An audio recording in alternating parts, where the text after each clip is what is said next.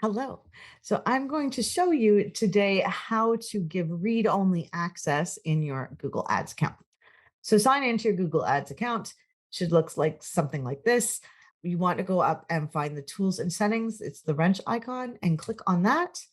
And then you're going to go to under setup, the second column. You're going to go down to access and security. I'm going to click on that.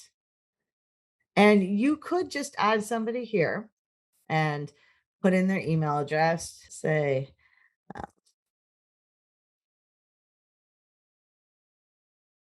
right? And then you would click on read only versus standard. If you try to add a user and it won't let you, go over to the security tab. So you got users, managers, and security.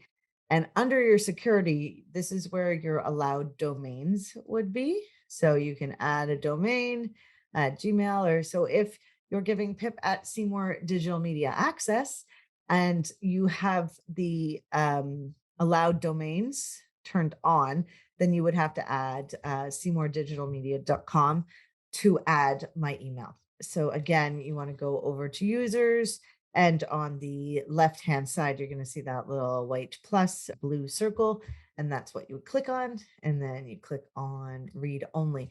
Now that gives access for us to look at things, but we have no access to really do anything, which is what you need to review an account quickly to know where things are at.